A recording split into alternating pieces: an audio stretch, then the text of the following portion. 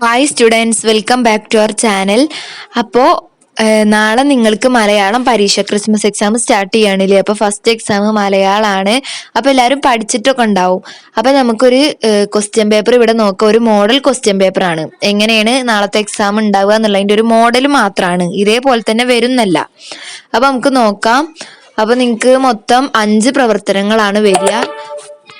അതിൽ 1, 2, 3 നിങ്ങൾ മൊത്തം എഴുതണം. പിന്നെ 4, 5 അതിൽ ഓപ്ഷൻസ് ഉണ്ടാവും. 2 ക്വസ്റ്റ്യൻസ് തന്നിട്ട് 4ാമത്തെ പ്രവർത്തനത്തിൽ 2 ഉണ്ടാവും. അതിൽ ഏതെങ്കിലും ഒന്ന് എഴുതുക.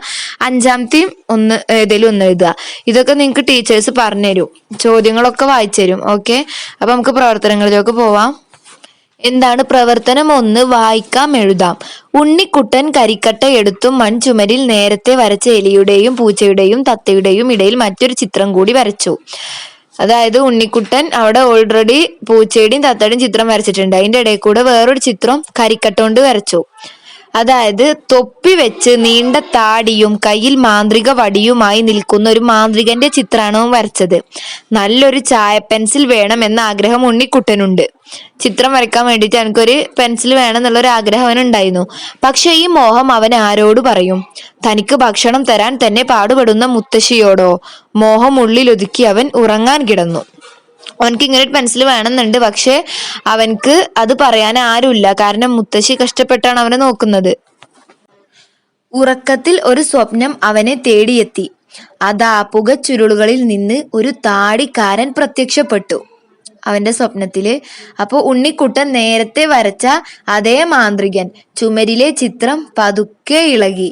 നേർത്ത മൂടൽ മഞ്ഞു പോലെ മാന്ത്രികൻ ചിത്രത്തിൽ നിന്നിറങ്ങി ഉണ്ണിക്കുട്ടന് മുന്നിലെത്തി. ഒരു സ്വർണ്ണ പെൻസിൽ അവനു സമ്മാനിച്ച് അപ്രത്യക്ഷനായി. ഞെട്ടി ഉണർന്നപ്പോൾ മാന്ത്രികനെ കാണാനില്ല. അതാ സ്വർണ്ണ പെൻസില് മുന്നിൽ. ഇത് സത്യമാണോ? ഉണ്ണിക്കുട്ടന് വിശ്വാസം വന്നില്ല. ചുമരിൽ അവൻ സ്വർണ്ണ പെൻസിൽ കൊണ്ട് ഒരു പൂച്ചയുടെ ചിത്രം വരച്ചു. തീരേണ്ട താമസം. അതായത് ഇങ്ങനെ ഒരു മാന്ത്രികൻ സ്വപ്നത്തിൽ വന്നു. ആ ചുമരിൽ നിന്ന് അവൻ വരച്ച ചിത്രം ശരിക്കും വന്ന പോലെ അവന് തോന്നി. എന്നിട്ട് അവനക്ക് ഒരു പെൻസിൽ കൊടുത്തു. എന്നിട്ട് അവൻ എന്തായി, ഒരു പൂച്ചയുടെ ചിത്രം ചുമരിൽ വരച്ചപ്പോൾ അത് ഇളകി വരുന്ന പോലെ അവന് തോന്നി. അതായത് പൂച്ച ചെവി ഇളക്കി, വാലിളക്കി, മീശ മിനുക്കി ചുമരിൽ നിന്ന് മെല്ലെ ഇറങ്ങി വന്നു. മ്യാവ് എന്ന് കരഞ്ഞുകൊണ്ട് ഉണ്ണിക്കുട്ടന്റെ കാലിൽ മുഖമുരസി പൂച്ച നടന്നുപോയി. അവൻ പിന്നെ കാക്കയുടെയും കുരങ്ങിന്റെയും ഒക്കെ ചിത്രം വരച്ചു. ഓക്കെ, അപ്പോ ഇനി ക്വസ്റ്റ്യൻസ് എന്താണ് ഉണ്ണിക്കുട്ടന്റെ ആഗ്രഹം എന്തായിരുന്നു? ഒരു സ്വർണ്ണ വടി. അവിടെ ഓപ്ഷൻസ് ഉണ്ട്. ഒരു സ്വർണ്ണ വടി വേണം, അല്ലെങ്കിൽ ഓപ്ഷൻ ബി ഒരു മാന്ത്രിക വടി വേണം, അല്ലെങ്കിൽ സി ഒരു നല്ല ചായ പെൻസിൽ വേണം, അല്ലെങ്കിൽ ഡി ഒരു പുതിയ വീട് വേണം. നമുക്കറിയാം ഒരു നല്ല ചായ പെൻസിൽ വേണം എന്നായിരുന്നു അവന്റെ ആഗ്രഹം. അപ്പൊ സിന്ന് അവിടെ എഴുതി കൊടുക്കുക. ഒരു നല്ല ചായ പെൻസിൽ വേണം എന്ന് അവിടെ എഴുതുക. ബി ക്വസ്റ്റ്യൻ, ചായ പെൻസിൽ വേണം എന്നുള്ള മോഹം ഉണ്ണിക്കുട്ടന് ആരോടും പറയാത്തത് എന്തുകൊണ്ടാണ്?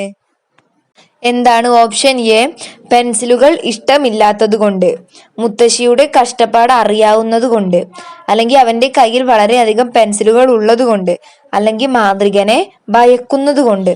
ഉത്തരം ഓപ്ഷൻ ബി ആണ്. മുത്തശ്ശിയുടെ കഷ്ടപ്പാട് അവൻ അറിയുന്നത് കൊണ്ടാണ്. ഇനി സി ക്വസ്റ്റ്യൻ, സ്വപ്നത്തിൽ ഉണ്ണിക്കുട്ടന് സ്വർണ്ണ പെൻസിൽ നൽകിയത് ആര്? എന്താ ഓപ്ഷൻസ്? എ മുത്തശ്ശി, ബി കാക്ക, സി പൂച്ച, ഡി മാന്ത്രികൻ. ആരാണ്? ആ മാന്ത്രികനാണ്. Option D. അപ്പൊ ടിക്ക് ചെയ്യുക. ഇനി ഡി ക്വസ്റ്റ്യൻ, സ്വർണ്ണ പെൻസിൽ കൊണ്ട് വരച്ച പൂച്ച എന്താണ് ചെയ്തത്? ചുമരിൽ തന്നെ നിന്നു, അല്ലെങ്കിൽ ഉണ്ണിക്കുട്ടന്റെ കാലിൽ മുഖമുരസി, അല്ലെങ്കിൽ കരിക്കട്ട എടുത്തു, അല്ലെങ്കിൽ മാന്ത്രികനെ വിളിച്ചു. എന്താണ്? ബി ആണ് ആൻസർ. അപ്പൊ അത് ടിക്ക് ചെയ്യുക. ഉണ്ണിക്കുട്ടന്റെ കാലിൽ മുഖമുരസി. ആ കഥയിൽ പറയുന്നുണ്ട്. ആ കഥ നമ്മൾ വായിക്കണം. ഓക്കെ. ഇനി ഈ ക്വസ്റ്റ്യൻ, ചിത്രത്തിൽ നിന്നും ഉണ്ണിക്കുട്ടന്റെ മുന്നിലേക്ക് എങ്ങനെയാണ് മാന്ത്രികൻ എത്തിയത്?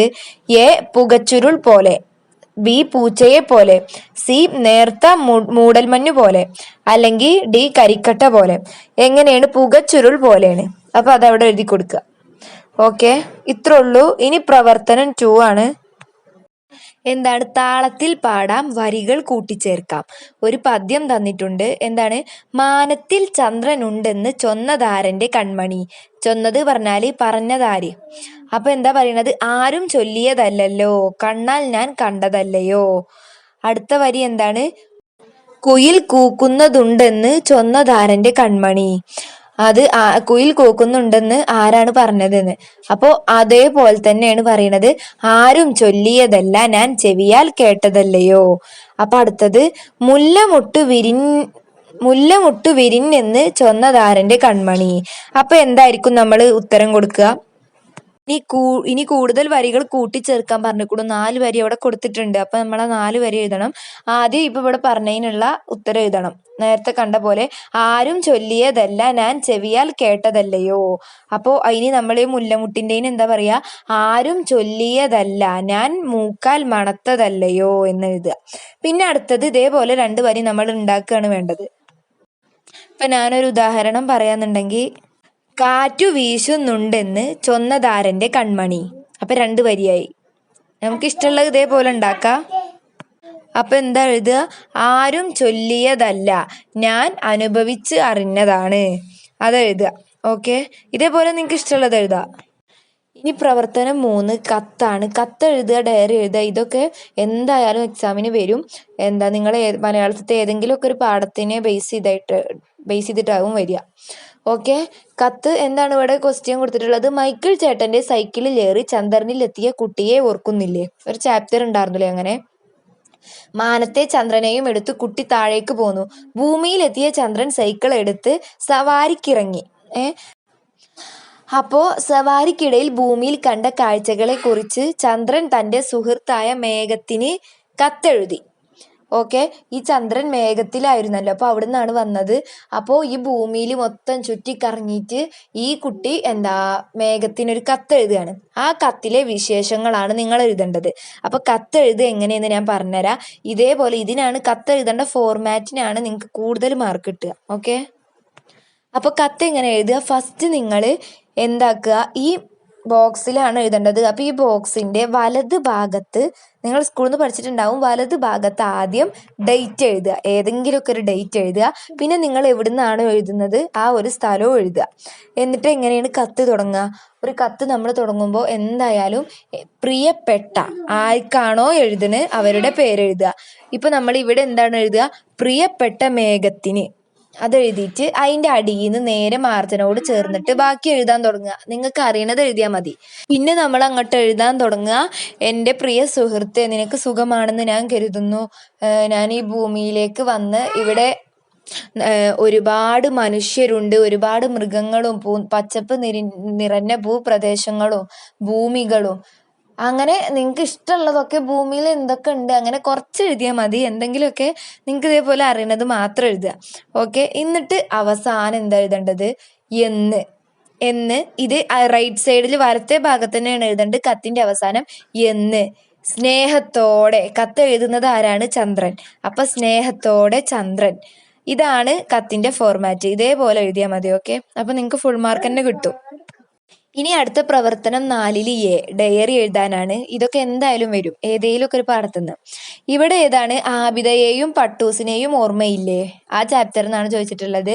ചരട് പൊട്ടിപ്പോയ പട്ടൂസ് മാനത്തു കരഞ്ഞു നടന്നതും അമ്പിളിമാമൻ മേടക്കാറ്റിന് ഫോൺ വിളിച്ച് വരുത്തിയതും മേടക്കാറ്റിന്റെ തോളത്തേറി പട്ടൂസ് ആബിദയുടെ അടുത്തെത്തിയതും ഓർമ്മയില്ലേ? ഈ സംഭവങ്ങളെല്ലാം ആബിദ തന്റെ ഡയറി കുറിപ്പിൽ എഴുതി. അവൾ എന്തൊക്കെ എഴുതിയിട്ടുണ്ടാകും? എഴുതി നോക്കൂ. ആദ്യം നിങ്ങൾക്ക് ഈ കഥ അറിയണം. അപ്പൊ നിങ്ങൾ എന്ത് ചെയ്യുക? മലയാളം ടെക്സ്റ്റിലെ എല്ലാ 2, 3, 4 യൂണിറ്റുകളാണ് നിങ്ങൾക്ക് എക്സാമിനുള്ളത്. അപ്പോൾ ആദ്യത്തെ എല്ലാ ചാപ്റ്റേഴ്സും വായിക്കുക കേട്ടോ. അപ്പോഴുള്ളൂ ഇതൊക്കെ എഴുതാൻ പറ്റുക. ഇവിടെ ഇപ്പം നമ്മളോട് ആ പാഠത്തില് ആബിദക്ക് അന്നുണ്ടായ അനുഭവങ്ങൾ ആബിദ ഡയറി എഴുതി. ആ ഡയറിയാണ് നമ്മൾ എഴുതേണ്ടത്. ആബിദ അന്ന് എഴുതിയ ഡയറി. അപ്പൊ ഡയറി എങ്ങനെ എഴുതി തുടങ്ങാം? നിങ്ങൾ കുറെ എഴുതി നോക്കിയിട്ടുണ്ടാവും. അപ്പൊ നമ്മൾ ഈ ബോക്സിലാണ് എഴുതേണ്ടത്. ഈ ബോക്സിന്റെ ഈ ഇടത് ഭാഗത്ത് മാർജിനോടായിട്ട് നമ്മൾ ആദ്യം ഡേറ്റ് ഇടുക. ഡേറ്റ് ഡയറിയിൽ നിർബന്ധമാണ്. അതേപോലെ തന്നെ ഒരു ഹെഡിങ്ങും ഡയറിയിൽ നിർബന്ധമാണ്. ഹെഡിങ് എന്ത് കൊടുക്കുക? ഇപ്പൊ നമുക്ക് എന്ത് കൊടുക്കാം? എൻ്റെ പട്ടൂസ്, അങ്ങനെ ഒരു ഹെഡിങ് കൊടുക്കാം. എന്നിട്ട് എന്ത് ചെയ്യുക? ഈ ആബിദക്ക് അന്നുണ്ടായ അനുഭവങ്ങളൊക്കെ എഴുതുക. എങ്ങനെ തുടങ്ങാം? ഇന്ന് എനിക്ക് ഒരിക്കലും മറക്കാൻ പറ്റാത്ത ഒരു ദിവസമായിരുന്നു. പിന്നെ അതേപോലെ നമ്മൾ ആബിദ എഴുതുന്ന ഡയറിയാണ് എഴുതേണ്ടത്. അപ്പൊ ഞാൻ എന്ന് പറഞ്ഞിട്ട് വേണം എഴുതാന്. ഞാൻ ഇന്നൊരു പട്ടമുണ്ടാക്കി, അതിനെ പറത്തി ഉയർത്തി. അങ്ങനെ ഈ കഥയിൽ നിന്ന് നിങ്ങൾക്ക് അറിയണത് എഴുതുക. ഓക്കെ, ഇനി അടുത്തത് നോക്കാം.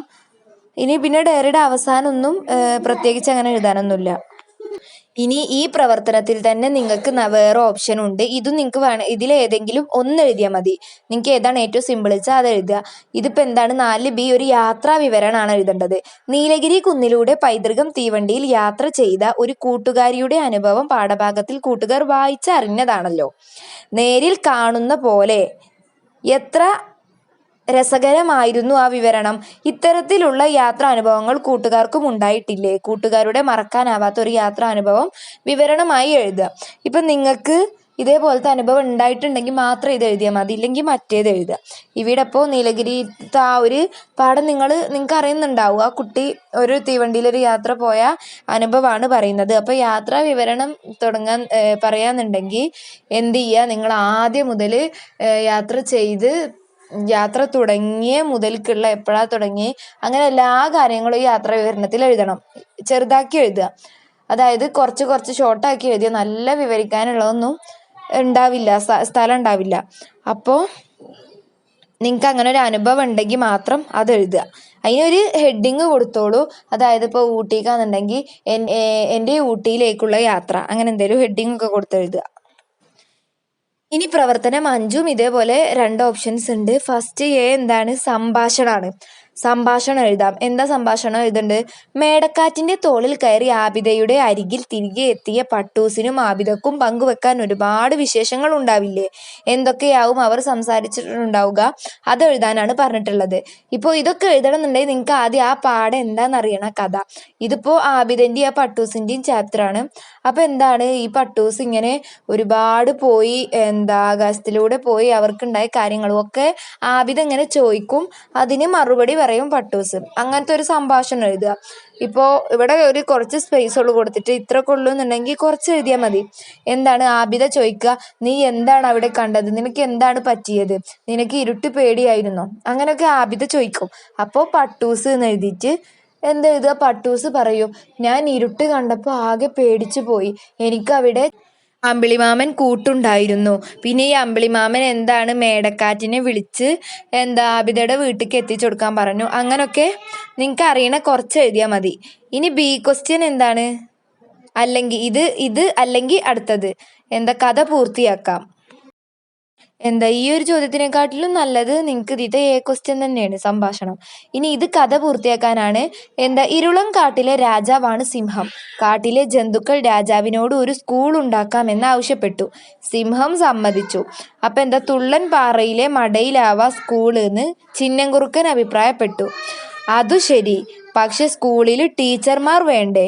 കുഞ്ഞനുറുമ്പിന്റെ ചോദ്യം കേട്ട് എല്ലാവരും പരസ്പരം നോക്കി. ആരാണ് ടീച്ചർ ആവുക? ഓരോരുത്തരും തല പുകഞ്ഞ് ആലോചിച്ചു. അപ്പോൾ ഹെഡ് മാസ്റ്റർ വേണ്ടേ? കടുവ കുഞ്ഞൻ ചോദിച്ചു. ഹാജർ പുസ്തകമില്ലാതെ പറ്റുമോ? കുയിലിന്റെ വേവലാതി ഉയർന്നു കേട്ടു.